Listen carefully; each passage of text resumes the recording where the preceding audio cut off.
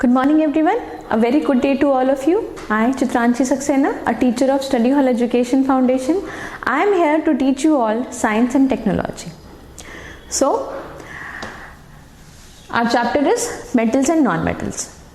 तो आज हम पढ़ेंगे uses of metals and non-metals. ठीक है, मेटल्स एंड नॉन मेटल्स के बारे में जानने के बाद, उनकी फिजिकल प्रॉपर्टीज, उनकी केमिकल प्रॉपर्टीज जानने के बाद ये मन में सवाल उठ रहा होगा ना कि यार ये सब क्यों पढ़ रहे हैं, क्या काम है इसका।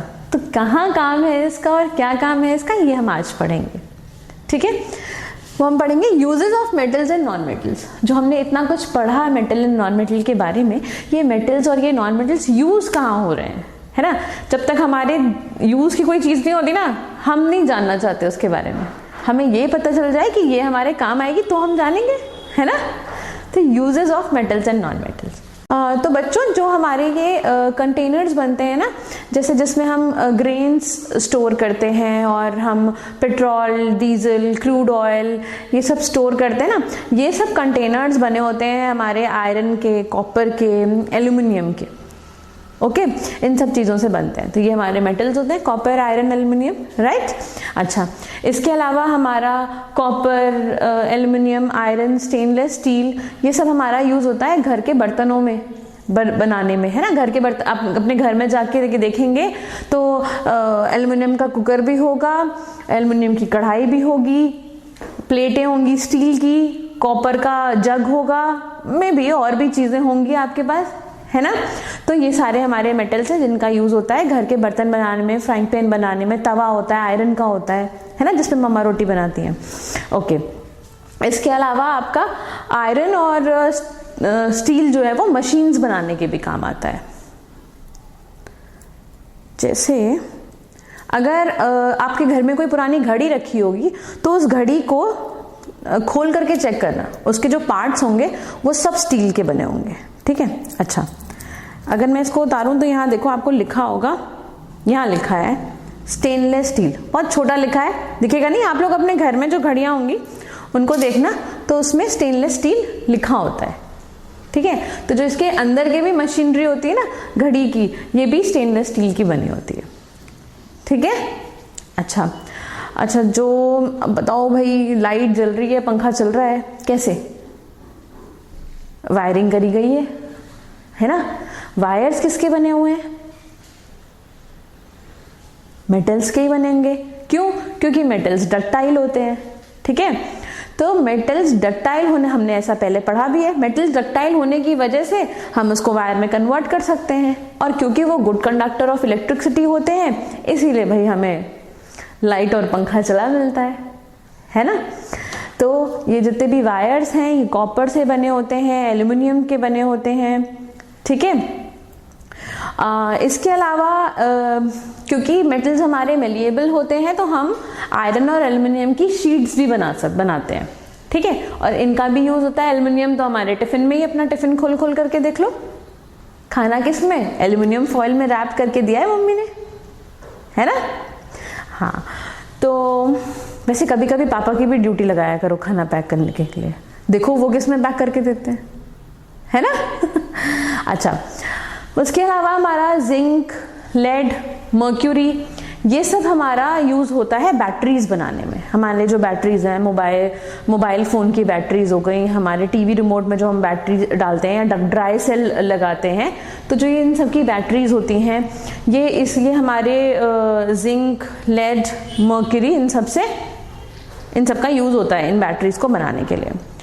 ओके, देन आपका गोल्ड, सिल्वर, प्लैटिनम, इन सब की हम ज्वेलरी पहनते हैं, राइट।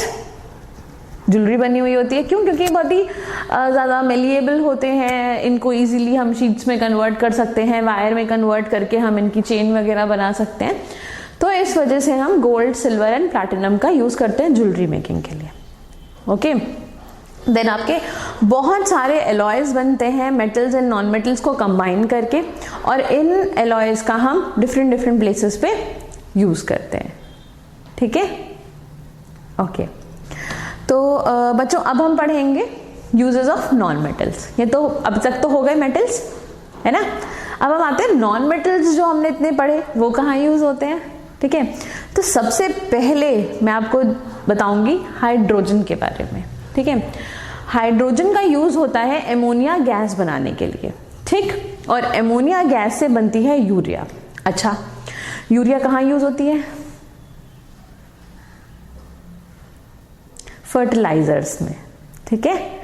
हमारे खाना हमें मिल रहा है खाने के लिए, इसके लिए जो किसान मेहनत कर रहे हैं और जो फसल उगा रहे हैं उसमें जो वो फर्टिलाइजर्स डालते हैं अच्छी ग्रोथ के लिए, अच्छी ईल्ड के लिए, उसमें यूरिया का यूज होता है। यूरिया जो है वो एमोनिया गैस से बनती है और एमोनिया गैस हाइड्रोजन से बनाते हैं, ठीक है।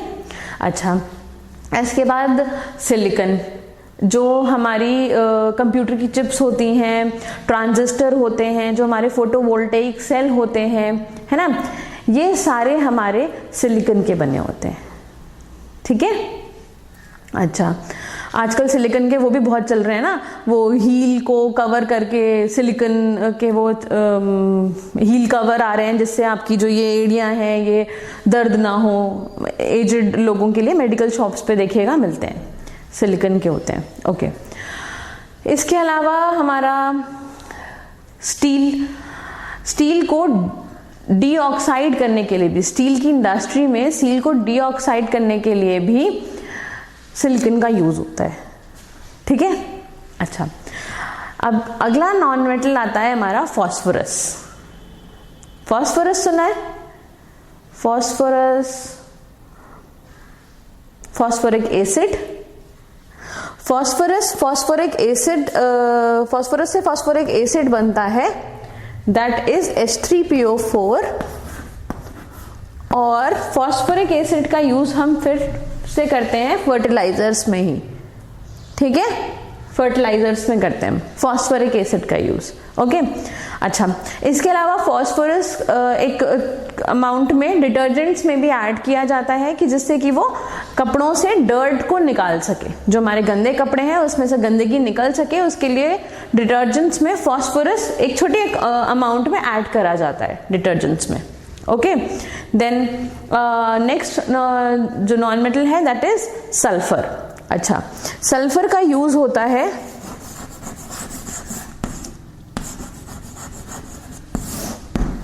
एग्रीकल्चर में, हम सल्फर का यूज करते हैं।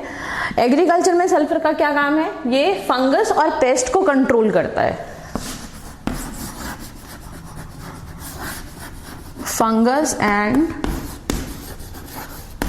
पेस्ट को कंट्रोल करता है, ओके, ठीक है। अच्छा, सल्फर जो है वो गन पाउडर बनाने के भी काम में आता है, ठीक है। गन पाउडर बनाया जाता है सल्फर से, हाँ। और सल्फर से एक और बहुत इंपॉर्टेंट चीज बनती है, एसिड बनता है। कौन सा? Sulphuric acid, H2SO4, that is